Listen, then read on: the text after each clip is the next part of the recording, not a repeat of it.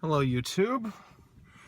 I've been saying I'm going to try to make a video about how to install some of these digital things into one of these old Chrysler vehicles for a while now, and well, I've decided to go ahead and give that a shot. So today I am going to install this digital traveler computer in this 1990 Plymouth Acclaim. This unit is going to be installed right in here where this little storage cubby currently sits. So first we have to take off the panel, and we'll go ahead and do that now. Beautiful thing about these Plymouth Acclaims, Dodge Spirits, and Chrysler LeBaron sedans is that these trim pieces actually aren't really held on with anything but clips. So what we're going to do is we are going to apply the parking brake. We're going to move the steering wheel down a bit. And because this has a column mounted shifter, we need to take it out of park, put in another gear. So we're going to put the key in, put it on the steering wheel unlock, and pull this down.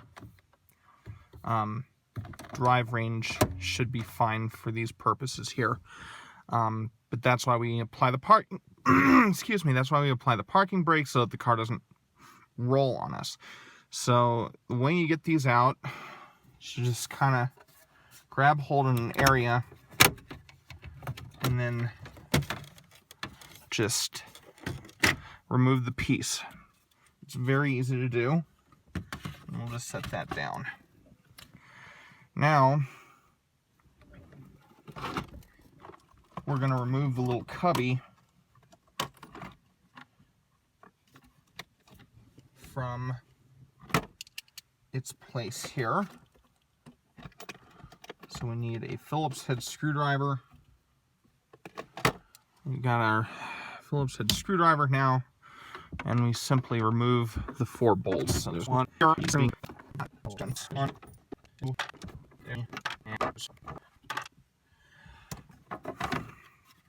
So the little storage box now just comes right out just like that, and it can go on the floor for now. Now, the traveler computer has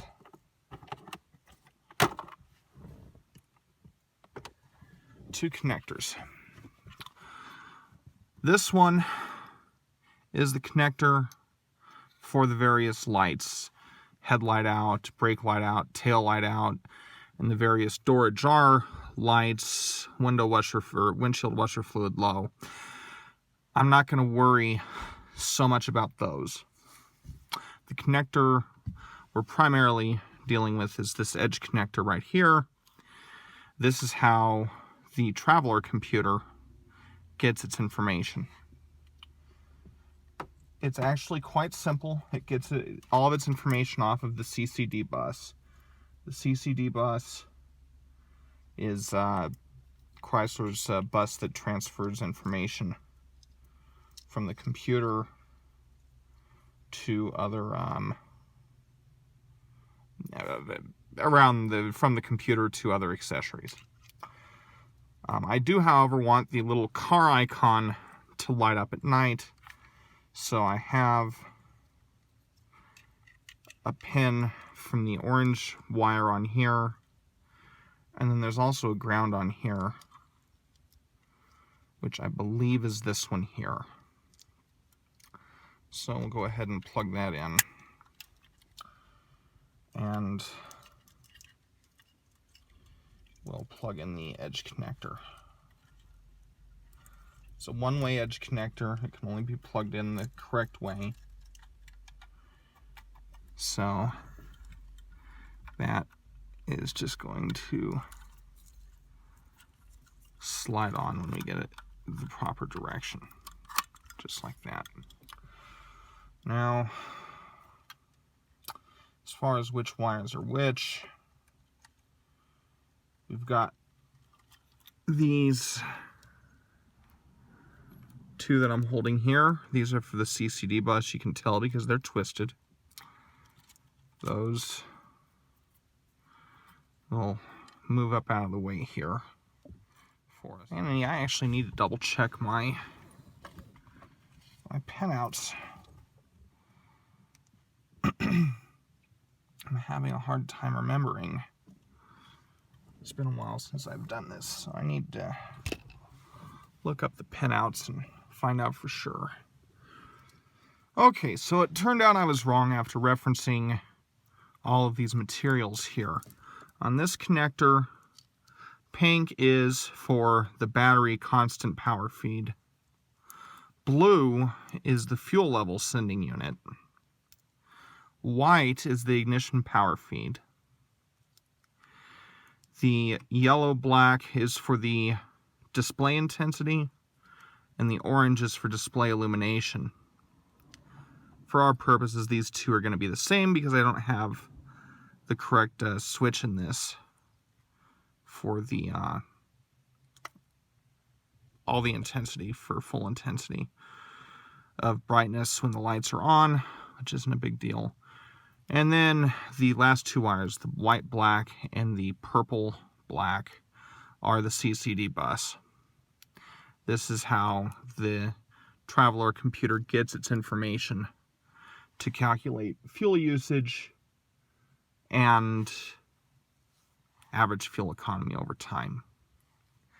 So it should be a fairly straightforward thing to set up here.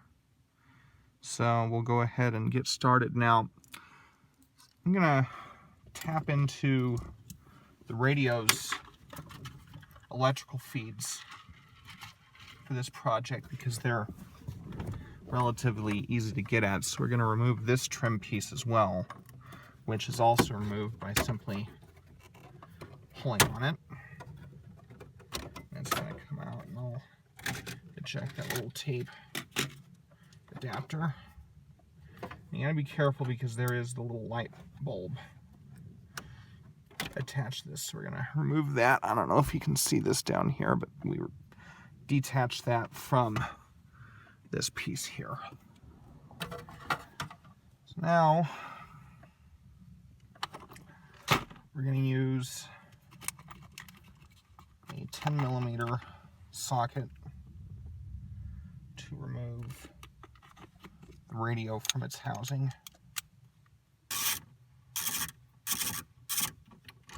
There we go.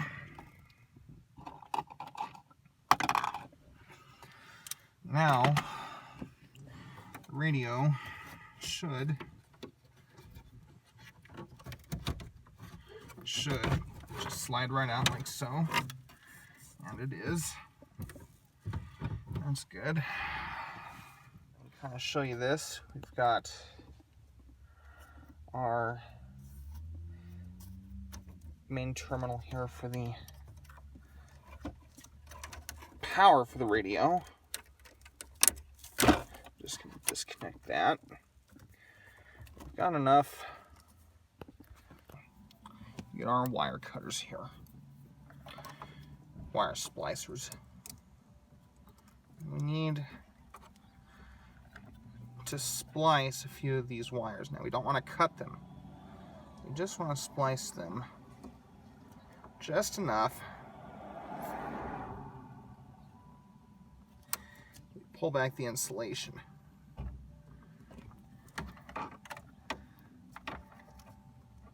Just like that. So now we can take our constant battery feed, which is this wire right here. What we're going to do is tie this around where we've spliced this wire. You want to make nice, tight wraps around that. And then we want to get some electrical tape like this. Pull off about that much. And then we're gonna feed that in here. And wrap it around the wire that we just spliced. Just like so. And we've got our constant battery feed. So I think this next wire is our ignition switched feed. So, same process again. Get our wire splicers in place and just pull back gently but firmly until you just get a little bit of the wire showing. And I remember reading that this was the color here was white. So we're going to take the white wire,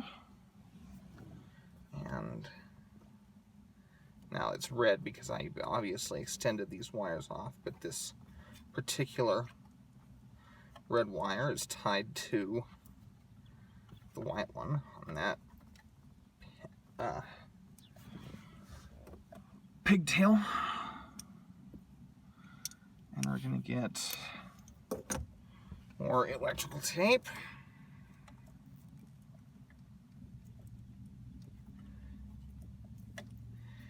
And we're going to, again, tie that around there, like that. Good. Good, good, good, good, good. Now, the next one is the orange one. The orange one is typically illumination. So I'm gonna take a wild guess, and we're gonna pull the insulation on that one back a little bit. Again, just enough to reveal the wire inside. Hopefully you can see that. And we're gonna take our wire that we have set for illumination. In this case, I used a green wire.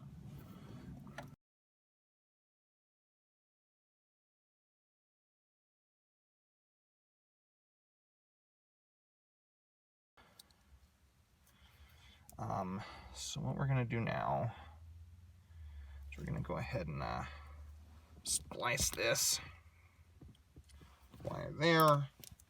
When you splice a wire, you generally want to twist it like this so that it looks kind of braided like this. Adds a little bit of strength.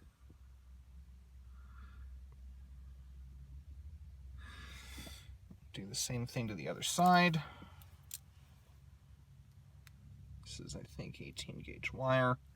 I'm going to splice that, and you notice how it looks all kind of frayed when you initially do that. That's why you want to twist it so that it looks nice. Okay, so for our ground wire, this is tied to a black wire right here. So what we're gonna do is we're just gonna braid that, tie these together like this, and then use electrical tape.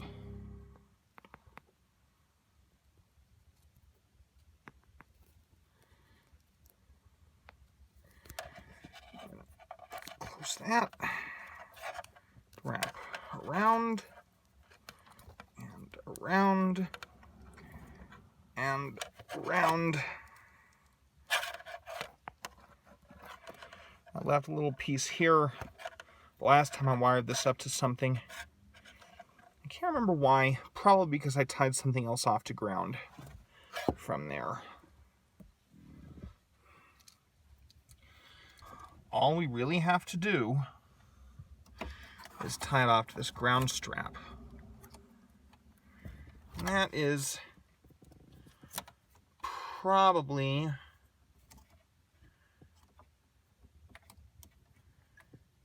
actually, I think it would be easiest to just tie it into this ground. So we can take this, splice it a little bit,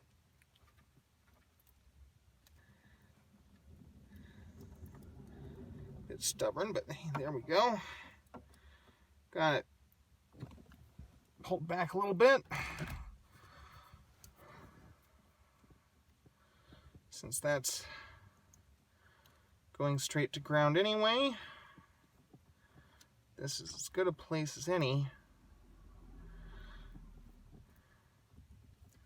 to connect our ground. And again, like anything, you can use a little bit of electrical tape to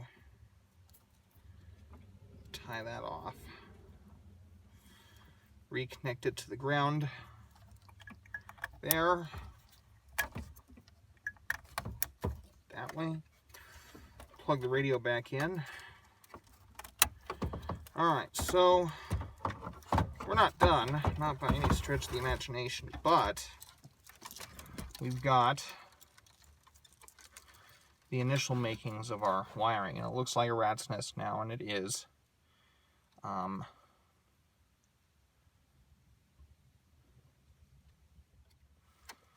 Now,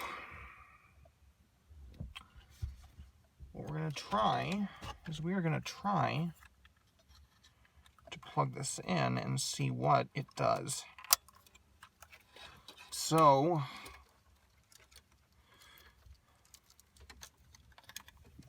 now we've got these, connect those two things there, and we're going to turn the key on.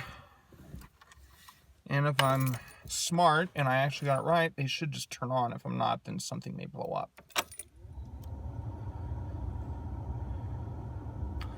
Alright, nothing blew up, but it's got power, and this is actually a good sign. This is a fault code indicating that the messenger isn't getting any information from the computer, and that's normal right now because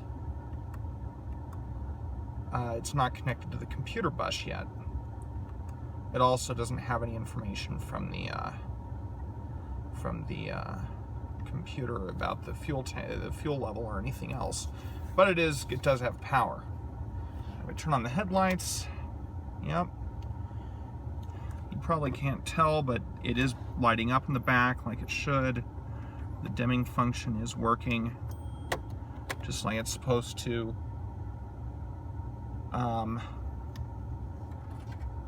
You can see, maybe you can see little lights inside are coming on like they're supposed to. I'm not going to have the door jars, but I'm not going to wire up all the sensors. This car doesn't have all the sensors, so I'm not going to bother with that or the headlight monitors or anything. All I really care about is the fuel economy.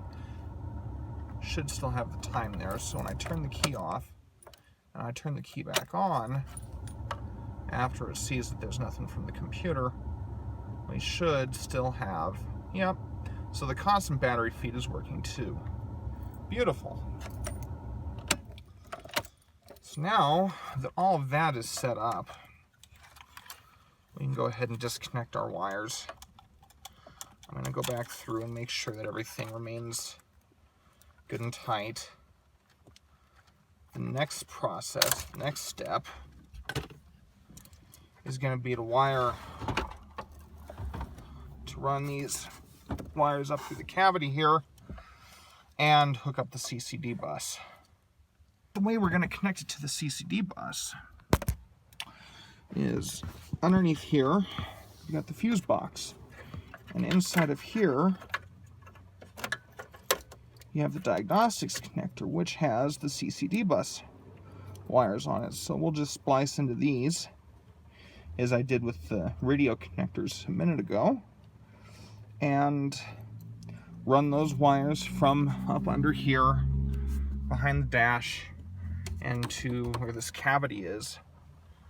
Okay, so I've managed to get all of these wires up through the cabinet there, and I've run wire through here behind the gauge cluster down underneath here and to the diagnostics connector. I'm going to go ahead and plug in the connectors. Make sure this is in the right direction. Yes, it is. Goes in there. And this goes in here. And again, most of these wires aren't even being used. But we're going to see what happens.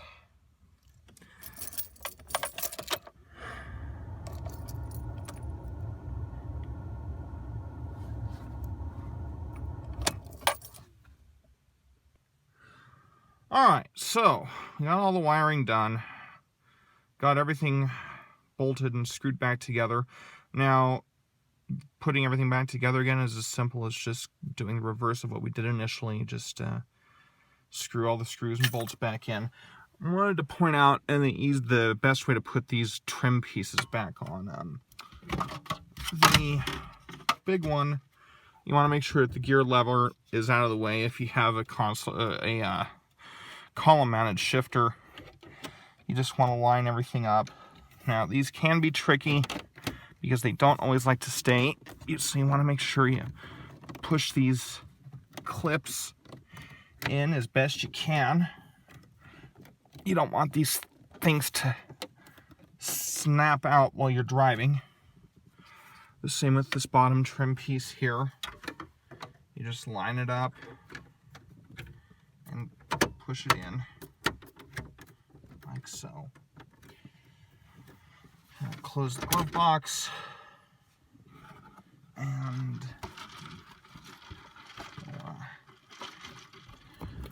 alright, so moment of truth. Turn the key on and it's alive. Odometer 0, average economy 0, economy 0, distance to empty is way up there, but of course I didn't connect the fuel sending unit, so that is not going to be accurate. One of the things that won't be accurate. That's okay. Let's go ahead and start the car. Let's get the defrost going.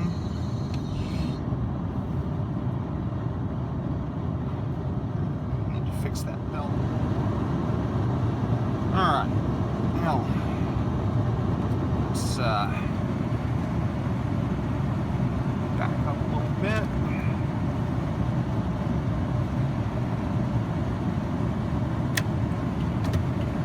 Forward. And look at that. Instantaneous economy is already working. Beautiful. Beautiful.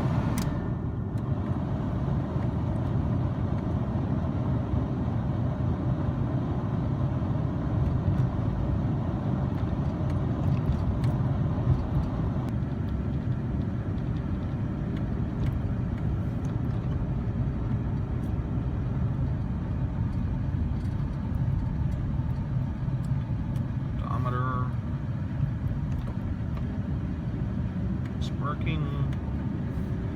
Average economy is working. Alright guys, well it all seems to be working. Thanks for watching.